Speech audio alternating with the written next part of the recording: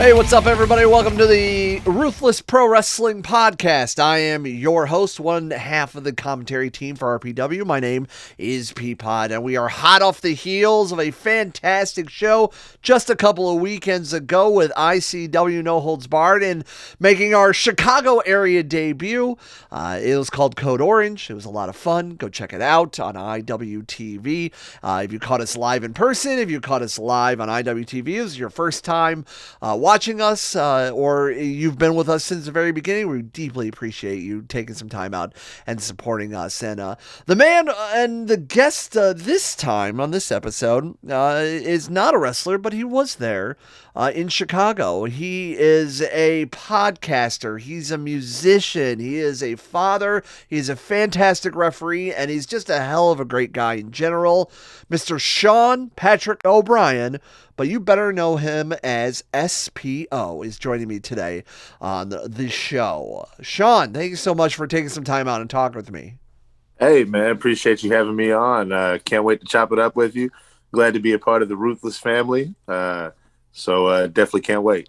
And it's really cool, like, just kind of getting to know you. And like, I first came across some of your stuff, not only just like some, watching like old stuff from like, ICW or some stuff on IWTV, but like we first crossed paths back at the Deathmatch Circus in Fenton, when you did some shows and some matches for us. And, you do incredible, great work. And, it's very interesting, me and you talking, off the show, about kind of how we both kind of got into the world of just like independent pro wrestling. Me being from the Midwest and, kind of in an area where like you don't get so much live unless you have to like go up to Detroit or go over to Cleveland or go over to, Indianapolis. I'm kind of at a crossroads, but it takes a while.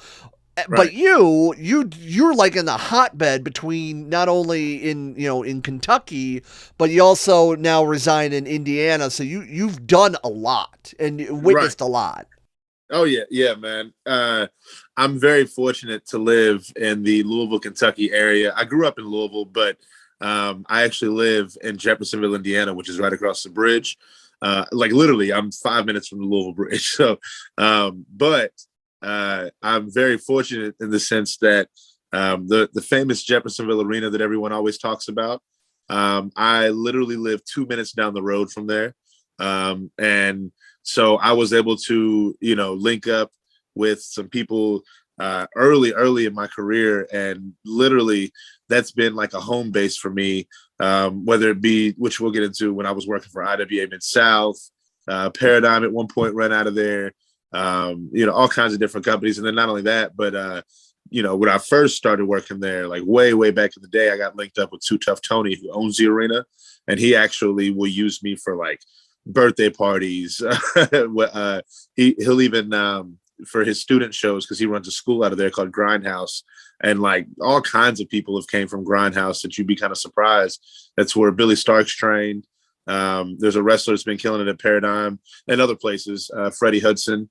He's also from there. Charlie Cruel is another one that is from Grindhouse. So I've literally seen those kids literally since they were kids, and to see them grow to where they have has been crazy. But yeah, man, I live in the Louisville, Kentucky area. So not only am I, located in a wrestling hotbed, but I'm also in the middle of the Midwest, to where, St. Louis and Chicago is like 4 or 5 hours away. Atlanta, in the South is like about 6 hours away. And then, hitting Texas and all that. Texas and Jersey is about the same. They're both about 12 hours from here. So, which sucks, but it's really not that bad. So yeah, man, I'm really fortunate to live where I live. In the sense that I was able to get, all kinds of reps in doing that. But then also too, I was taught real early, hop in a car, and literally people pass through here all the time. And like, for instance, one of the first people I hopped in a car with when I first started was like Shane Mercer. And then like now I ride everywhere with, John Wayne Murdoch's probably the person I ride the most with. So yeah, man, I'm very fortunate to live where I live. And both have been doing some crazy great stuff across the scenes and Oh yeah, independence and death matches, and it's quite interesting to see all those those men and women that you were talking about, and seeing all of them not only on a as a fan aspect, but also seeing it as being a worker, being in the midst in the the grind with all of them. And when you decided to kind of jump in into this world, did you want to be a wrestler? Did you, and then ended up doing, being a referee? Did you want to be, did you get the training as a wrestler?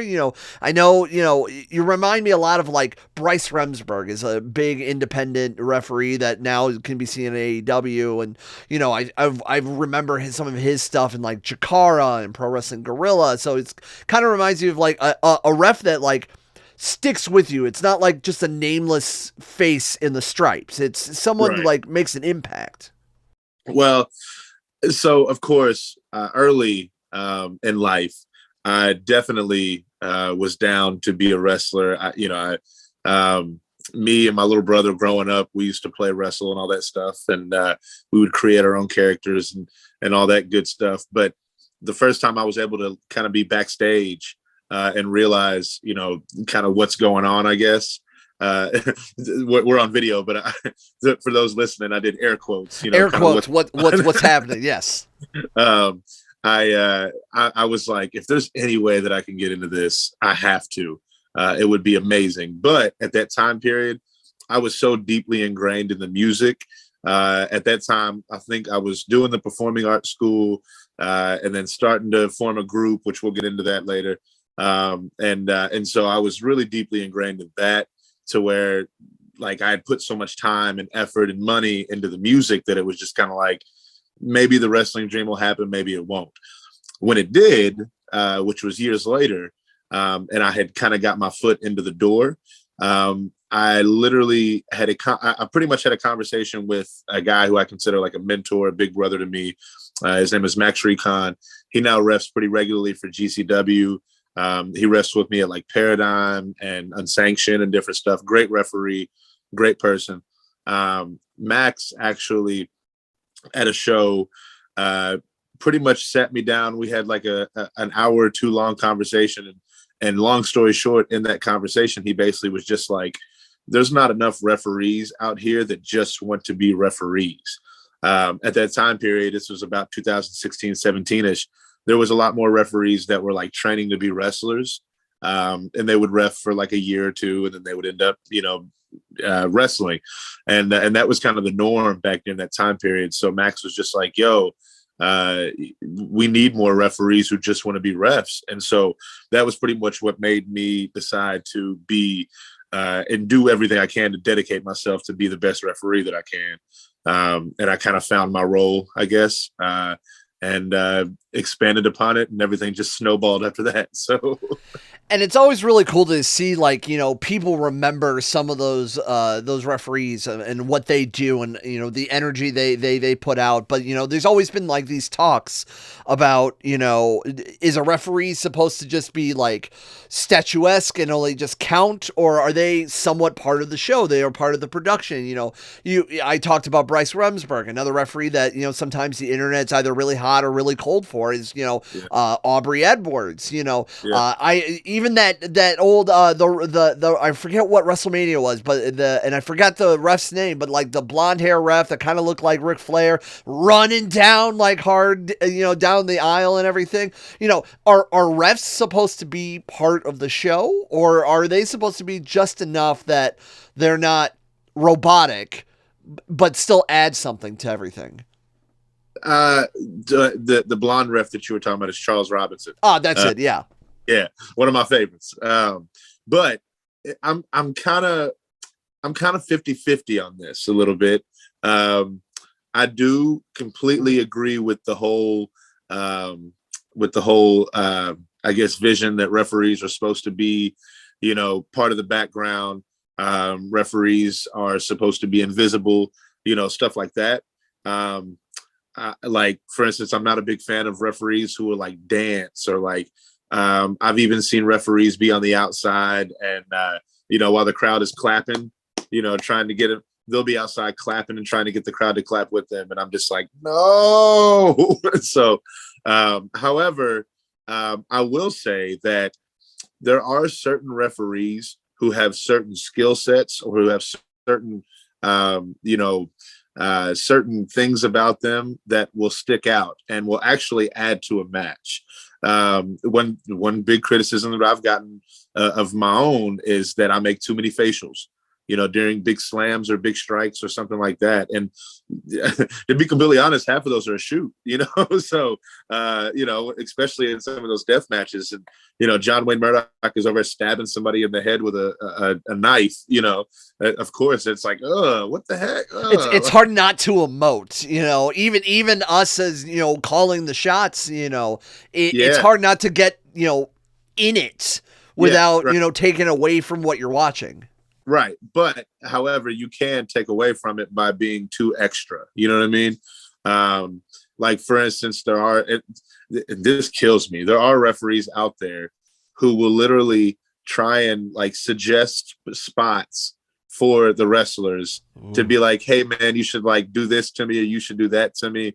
Or what if we did this? And that burns me.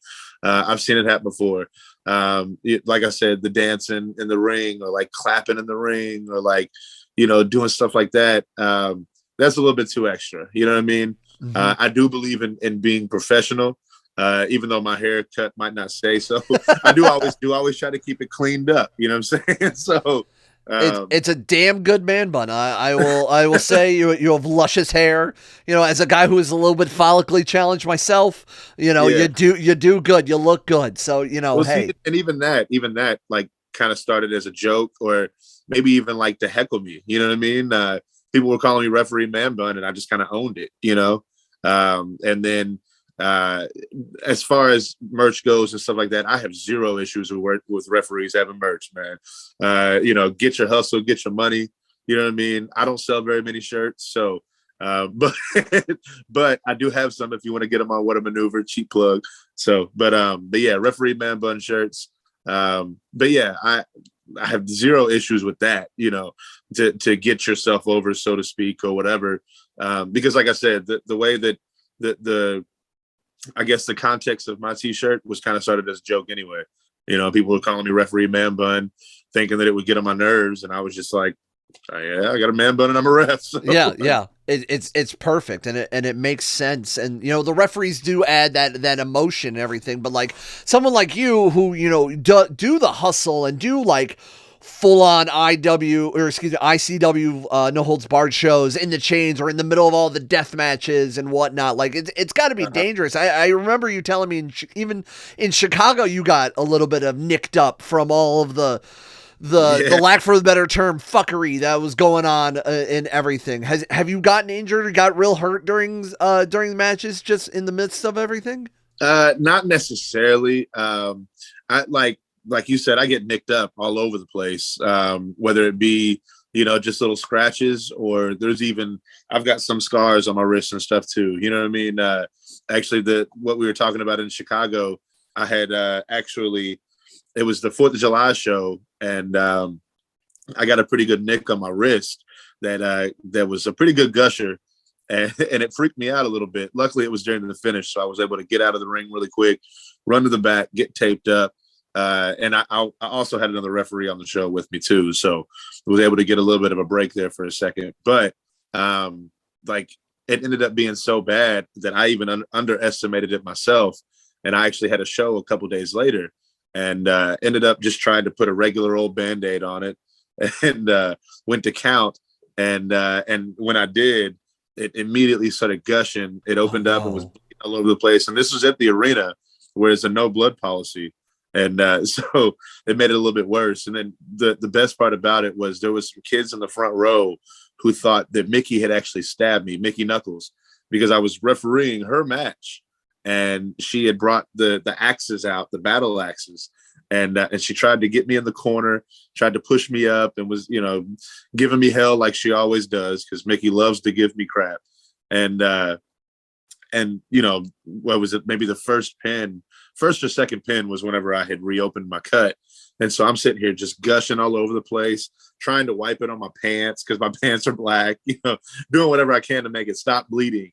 And it just will not stop. And I'm like, come on.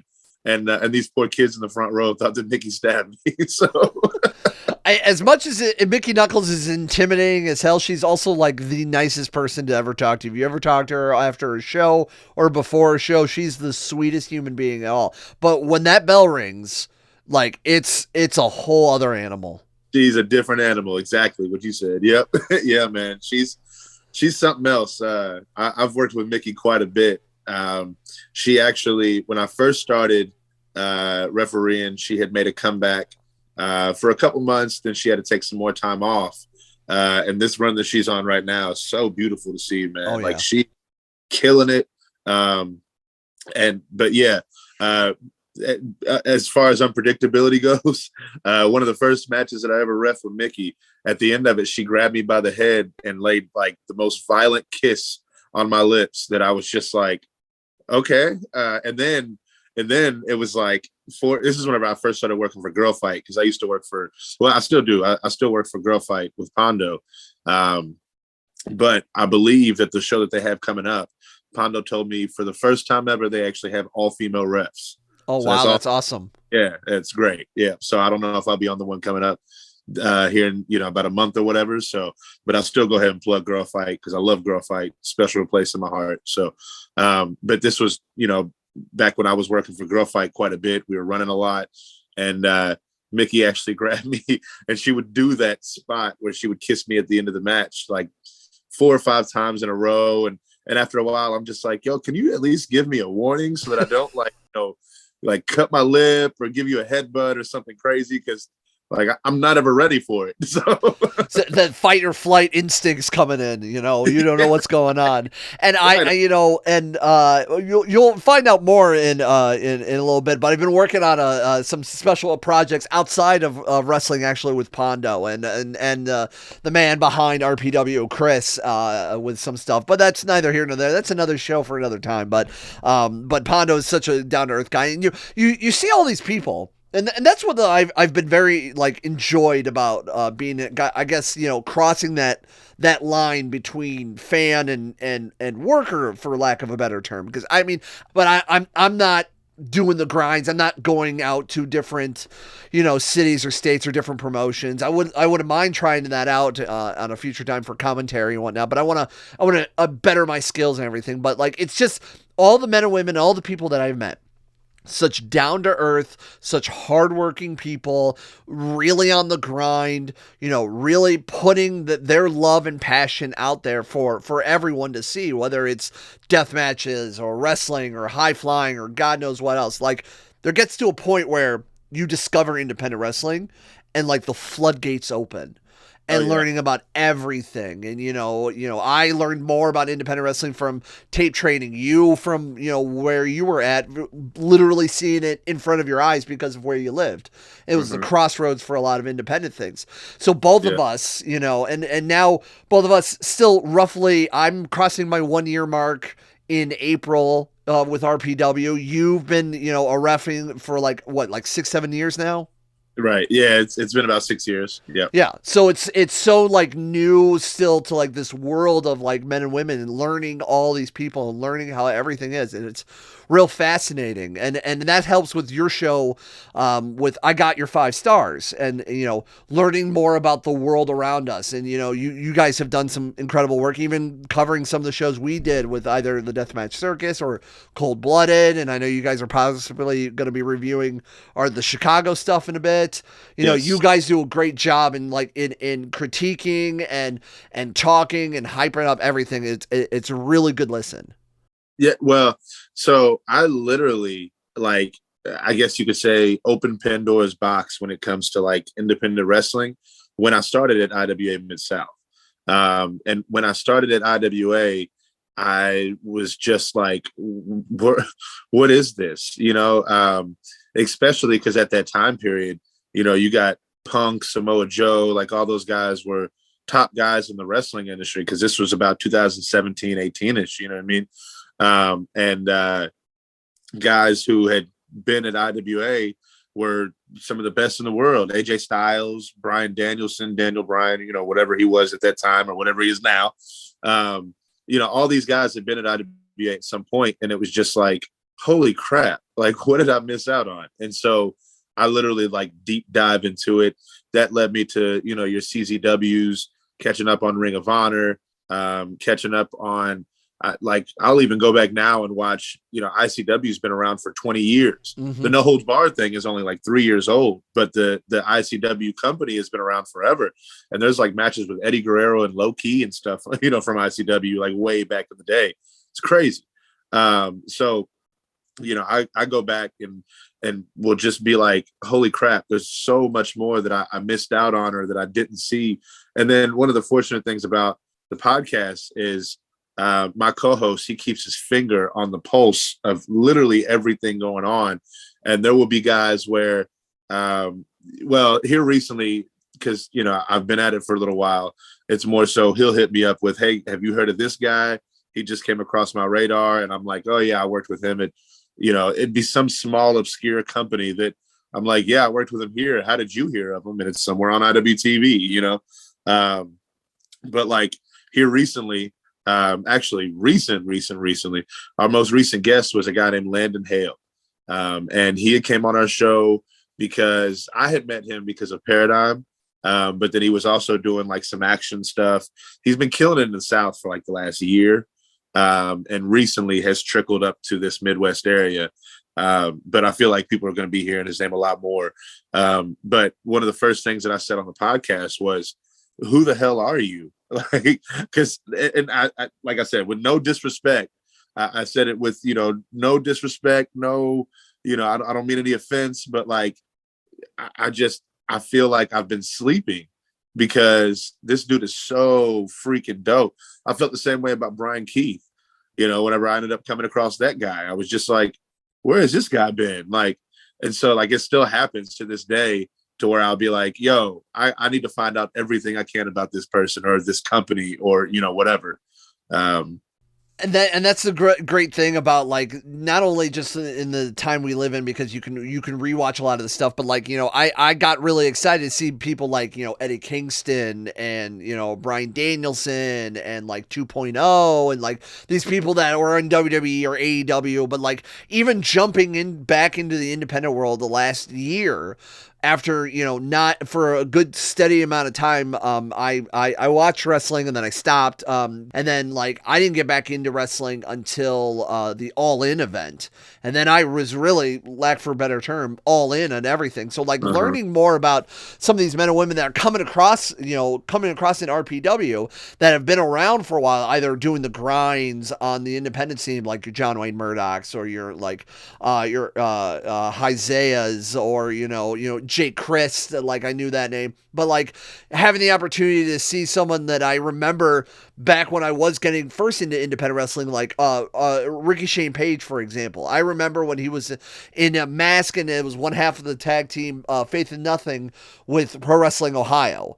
Like years ago, and seeing all the rise he is now. And then we just had him on a show in January for Cold Blooded, and I shook his hand. He's a super nice dude, and I was just like, hey, I remember you from all of your stuff in Pro Wrestling Ohio, and see you now and all your success. It's awesome and everything. I'm out. 7 degrees of separation. This past year, Vincent Nothing made his comeback. Oh yeah, I heard about that. Killing it, and he made his comeback and started getting his reps in. And Ricky suggested him go to IWA Mid-South.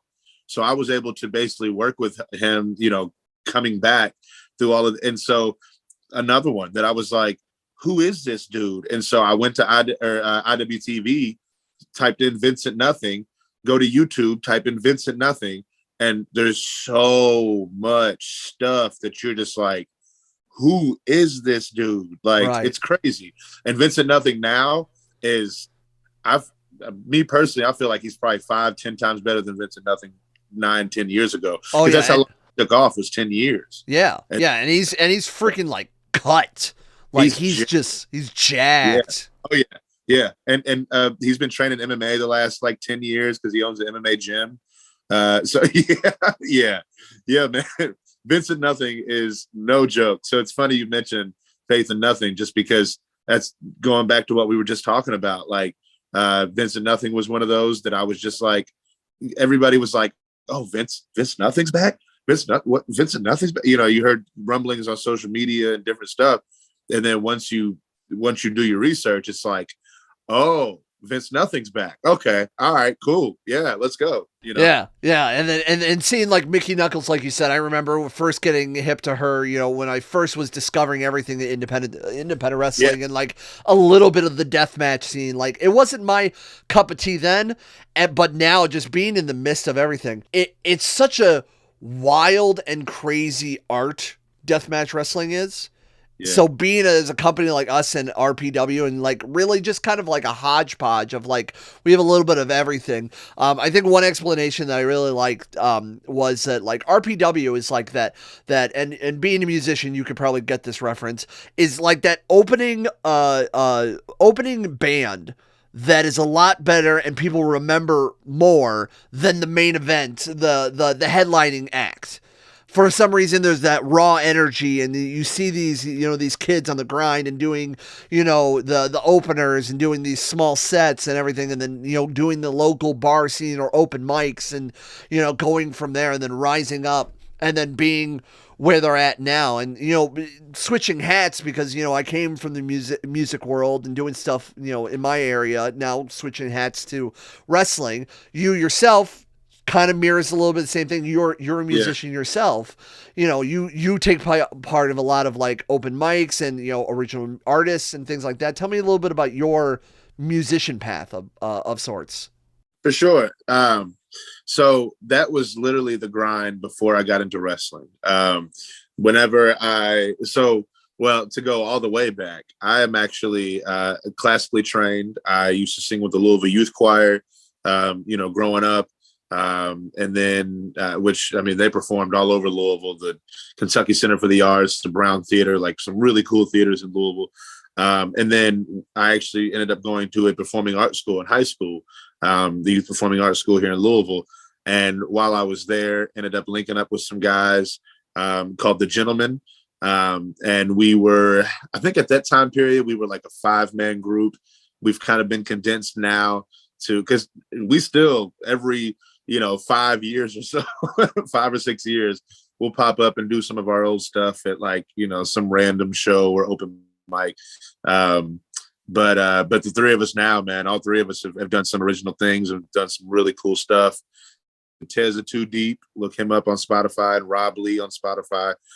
Both those guys are awesome. But got into a group, and that was kind of my first taste of like original music. And of course we were doing R&B. And at that time period, Tez has some family members who are, somewhat local rapping legends, I guess, in this area, just because, they had been doing it for so long. Well, they don't necessarily rap anymore, some of them, but at that time period, man, they were like some OGs in the game. And so really kind of got invested in just the Louisville hip hop movement when I was hanging around Tez and doing the stuff with the group.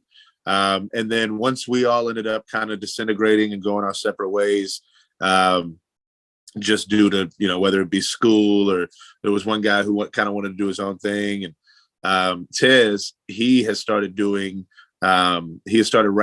and singing, kind of doing a weird hodgepodge of both. And I was just I was Tez's white boy. That's what they all used to call me. So they'd be like, yo, Tez, your white boy can sing, man. So, that's what they all called me whenever I was in the group, just because I was the only white dude in the group. And so they would all be like, hey, that's the white boy, and, or the white boy can sing, and then, but Tez was doing his thing. I was singing backup for him at different venues. He was kind of one of the first like artists who like really started, I guess, hitting up all the just random bars to do hip hop shows. And then it kind of became somewhat of a movement, and hip hop was getting into bars that was never even thought of here in Louisville. So, which is kind of a little side story, but yeah, so Tez was doing that. And one day he was just like, yo, man, you should start doing this on your own.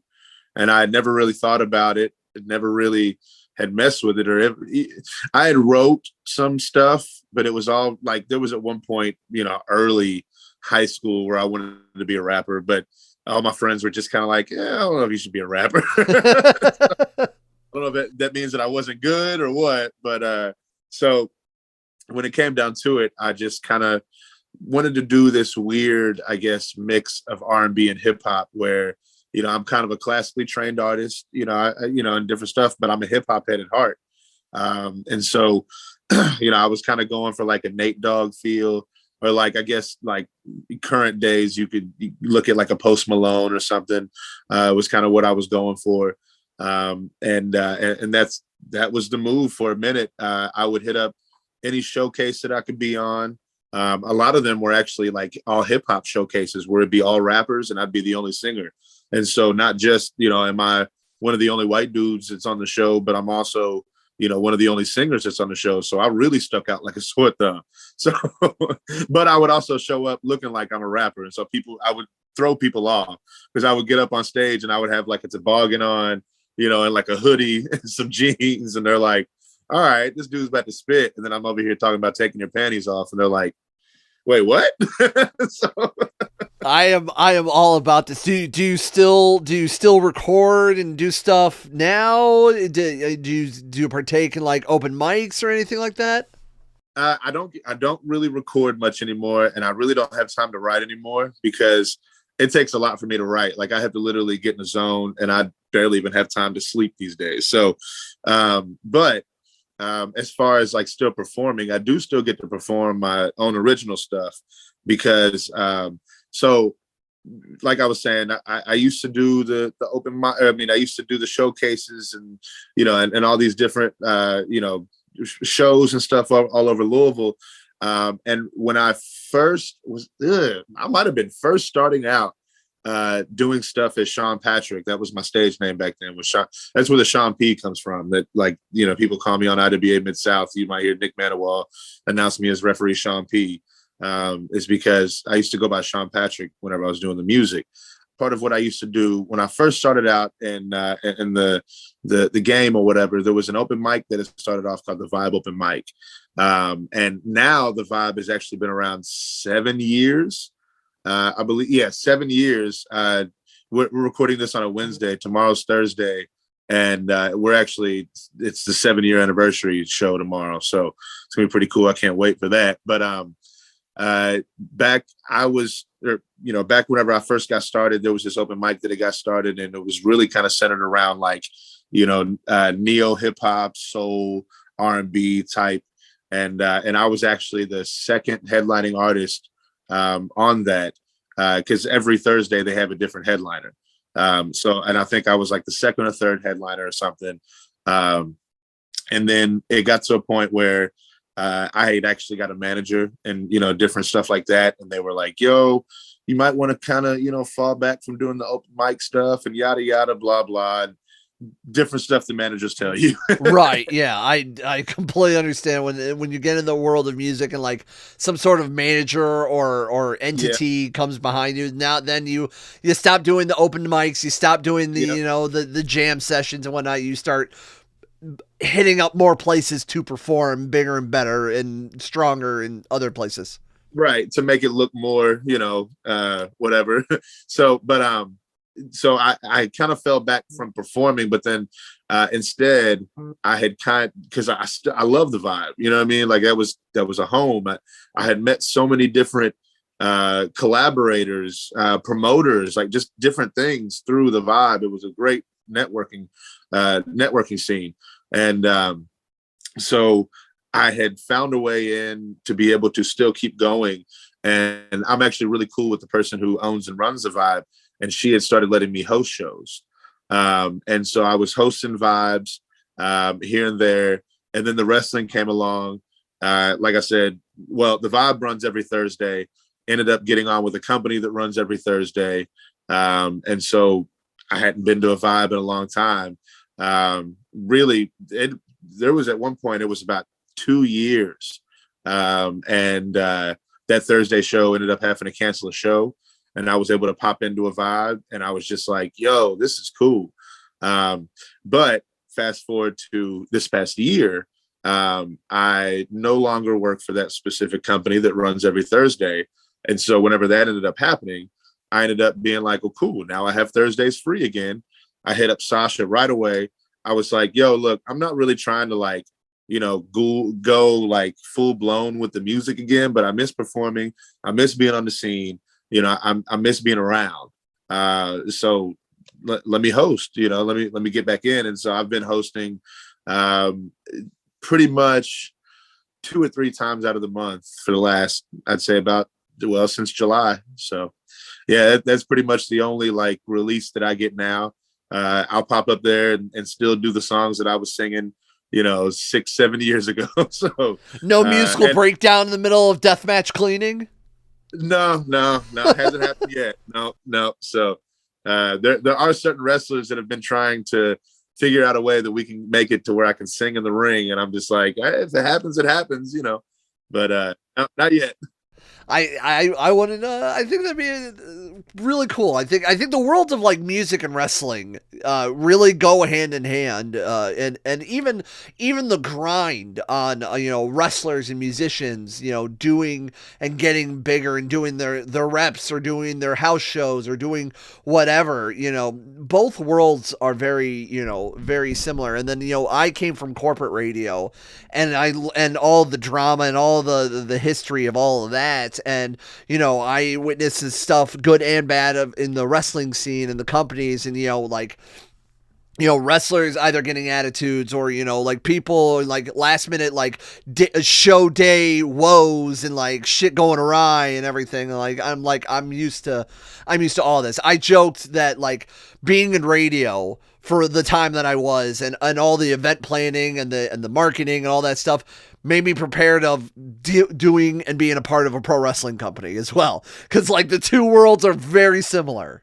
Oh, dude. Yeah. Me doing my grind on the music scene definitely helped prepare me to be the referee that I am, just because, I had to learn how to market myself when I was doing music, and do anything that I can to make myself either stand out or just to get people to look at me. And so, I learned just the grind of just hopping on any show that I can in general.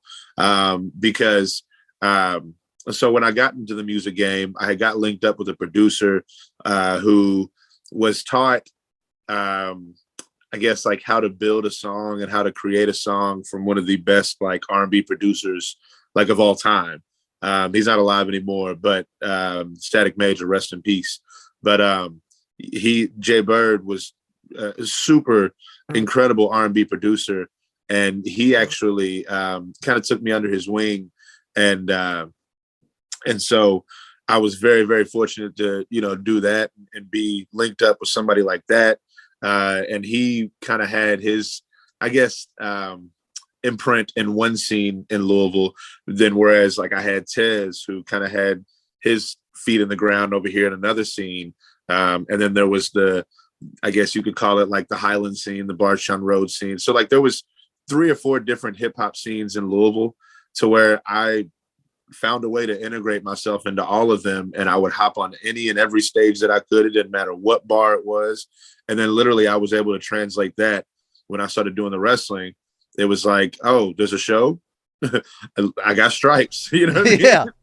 So you need a ref, you need an opener, you need like it's the same, grind. It's meeting people, it's putting yourself out there, it's putting your work out there, putting your art out there, whatever, way you do it. And then looking back, taking the criticism, and hone your skills and do it more, because like you only get better from doing the reps and then critiquing and then adjusting and then doing more reps, whether it's music, whether it's, wrestling, whether it's anything else. Like it's just, that's just how you get better in any skill. Yep. Oh, absolutely, man. Yeah. I'm a big stickler on that.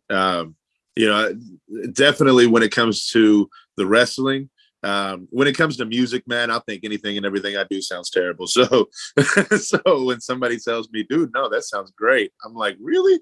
You think so? So Everybody hates their own work until somebody else sees it and then sees the effect. Sometimes you just have to like lift your head up from the grind and realize where you're at, because you'd be very surprised at how oh yeah. far you've grown. Oh, absolutely. Yeah, 100%. And, you were talking about with the wrestling, like since early in my career, I've always been the type to go back and watch myself, pick it apart, critique myself, and then pick myself apart all over again. Just because, like, I'm still learning to this day. There's still stuff from this past weekend in Chicago where I'm like, oh man, I could have done that better. You know what I mean? So literally all the time. And if anybody, I've heard people who say that they don't watch themselves back, or they don't watch their stuff, or like wrestlers who say they don't like to watch their matches back. And I'm like, I don't know how you expect to get better by not doing that, just because, like, I'll go back and watch stuff from, early IWA 2018, 2017, or different stuff where I'm like, oh man, I'm screwing up right here. I screwed that up. Like, for instance, one of my favorite matches to go back and watch is Mance Warner and Matt Riddle. And it's a crazy match. They beat the crap out of each other as expected. But like, for instance, it was a no DQ match because it was IWA rules. So it was no DQ, no count out, stuff like that. There's at one point where somebody's getting choked up on the ropes, and I'm, counting, doing my 5 count, even though it's no DQ. So it's not like I can, disqualify him or anything. Like, there was another time during that same match, I think I'm on the outside of the ring doing a 10 count, which I wouldn't do that even if there were count outs, but there weren't count outs. So it's not like I can count them out. But then I'm standing on the outside like a dumbass. So just stuff like that, where I still will watch stuff from way back then and pick it apart, and I'm just like, oh, you idiot. So, I've heard stuff that I did when we first got started, and then hearing stuff like from Chicago, and it's night and day. And like at the time that I thought it was a really good match, and then hearing something from like this past weekend that what we did, and I'm like, I thought that was good for some reason. Like, and I'm still growing of learning names and the backstory and history, and how do you have an attitude, and how do you do a backdrop without taking away stuff from, what you're watching. And to my opinion, if people are not complaining constantly of how you sound or how you're talking or how you're reffing, if you're not taking away from everything and you're just adding the emotion into everything, I think that's success. Make enough noise to be heard, but not to be distracted. right. Exactly. Yep. That's it. Yep. Exactly. So reffing, musician, and all that stuff. You're also a father. You're a busy man, SPO. What else is in the tank for you? What's some of the goals for the remainder of the year? What do you want to try to hit? Where do you want to go? Things like that nature. Like what else do you want to do in this wacky world of wrestling? So, well, when I first started this, man, the goal was really just to have as much fun as possible. And I've been doing a lot of that, and I'm keeping myself busy. Future goals is just really to keep myself even busier, if that's possible. And just do as many cool things, cool shows as I can. Right now, kind of short term, I guess I'm really trying to kind of get integrated down into the South, just because they're doing some really cool things down there, from Texas to Georgia, action and stuff like that, and the SCI, all that stuff that they got going on down there, and then also get more up into Michigan too, just because with RPW, love being up there. Would like to check out some other things up in that, north area. So we'll see how that goes. But really, man, I'm just keep myself busy and just getting as many new towns as I possibly can. Well, hopefully we can help you out, and we loved having you on, and we're definitely going to be bringing you on. I mean, coming up for us, obviously, is the body count battle with us and No Peace Underground out of Florida. That's coming up at Harpo's in Detroit on May 7th. Tickets are on sale right now, ruthlesspro.com. We already announced a handful of talent. More coming in the upcoming weeks. Very excited for all of that. So, and of course, you can check us all out when we were in Chicago, IWTV, and all of our shows. That's all of my cheap plugs. SPO, plug all your stuff. Where can we follow you and your adventures? For sure, man. So all my social media is official SPO 502. Whether it be Twitter, Instagram, I think even Facebook is like / official SPO 502. So everything is official SPO 502. And then, of course, like I said, I have a What a Maneuver store where you can get a referee man bun shirt at. And then check out the podcast I'm a part of. I Got You 5 Stars. It's me and Jeremy Nickerson. And you can find that on Spotify, Apple Podcasts, and Anchor. So definitely check that out, man. We are always cranking new episodes out with, all kinds of just random people that you've maybe never heard of or you're going to hear of in the next year. We like going back to ever since me and Jeremy started the show, it was like, we had just all kinds of different people who are killing it now, whether it be like your Isaiah Broner, Mad Dog Connolly is one that's killing it right now that we had, early on. That was some really good conversations. Our first conversation that we ever did together was, it was with the Reverend Dan. Definitely check that. Yeah, he is a very, very interesting character. He hosts like a horror podcast, but then also too, he's got the crazy face paint and he cuts the killer promos. And so yeah, man, definitely go back and check out some of what we've done. But then also too, so like you said, the reviews. We've reviewed a couple of RPW shows, ICW. As I was mentioning earlier, we've done IWA, all kind of stuff, Paradigm. So really good stuff. Definitely check out the podcast. I Got You 5 Stars. Go check it out. I Got Your 5 Stars, and then you subscribe to them, subscribe to here to the RPW podcast, and so much more. It was great talking with you, brother. I'm so glad. It's always great connecting with you. We share a lot of things in common, and you're a great dude. I respect you, and you keep on the hustling, and keep on doing what you're doing. And I can't wait when we cross paths again. Yes, sir. Absolutely, 100% agreed, man. I can't wait to see you again.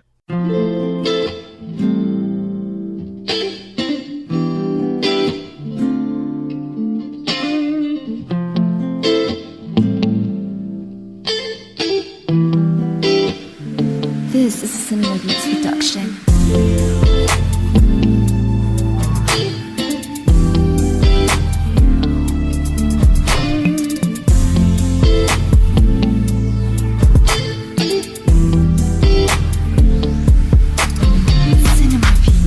Let me sit you down, you're right here. I wanna talk to you. Let me dry your tears, 'cause I've been waiting patiently for a long time, just to make you all mine.